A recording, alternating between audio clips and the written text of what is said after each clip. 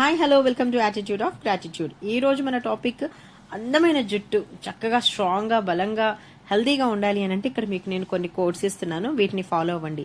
దీనికి సంబంధించినటువంటి full video కావాలి అంటే మన ఛానల్లో ఉంది. అలాగే నేను డిస్క్రిప్షన్ లో కూడా దీని లింక్ ఇస్తాను.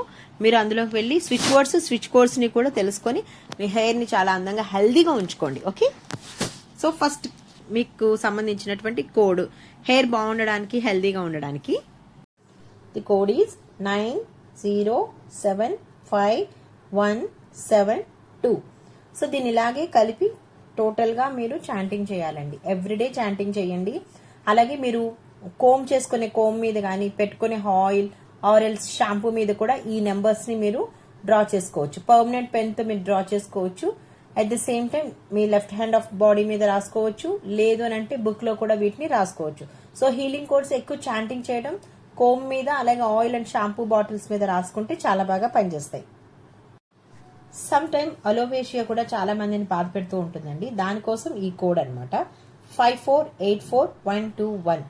ఈ కోడ్ ని అసలు మీరు వాటర్ బాటిల్ తీసుకొని చక్కగా చాంటింగ్ చేసి ఆ వాటర్ తాగడము, ఖచ్చితంగా మీరు ఏమైతే అప్లై చేసుకుంటున్నారో మీ హెయిర్ మీద అలోవేషియా తగ్గడ దాని మీద ఈ నెంబర్ రాసుకోవాలి. డైలీ కంటిన్యూస్ గా చాంటింగ్ చేయాలి. కానీ గుర్తుపెట్టుకోండి, అయ్యో ఇలా అయిపోయింది అని పదే నెగిటివ్ థాట్స్ అయితే ఇవ్వకండి. ఎందుకనంటే ఆ సిచ్యువేషన్ నుంచి మీరు బయటకు వచ్చి మీకు గ్రోత్ స్టార్ట్ కావడానికి కొంత టైం పడుతుంది. ఆ గ్రోత్ మీకు బయటకు కనిపించడానికి కొంత టైం పడుతుంది. ఆ తర్వాత హెయిర్ ఎదగడం, అది కరెక్ట్ గా చక్కగా బల్బ్ స్ట్రాంగ్ గా ఉండడం, ఇవన్నీ చాలా ఇంపార్టెంట్ అనమాట. సో అందుకోసమని కొంత టైం పడుతుంది.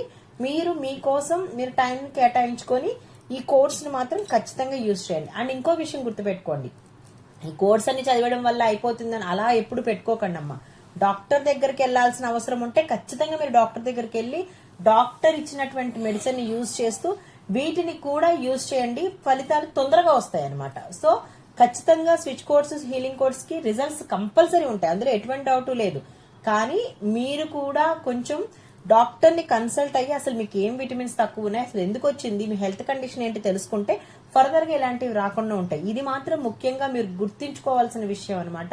ఇది ఫాలో అవ్వండి. ఓకే.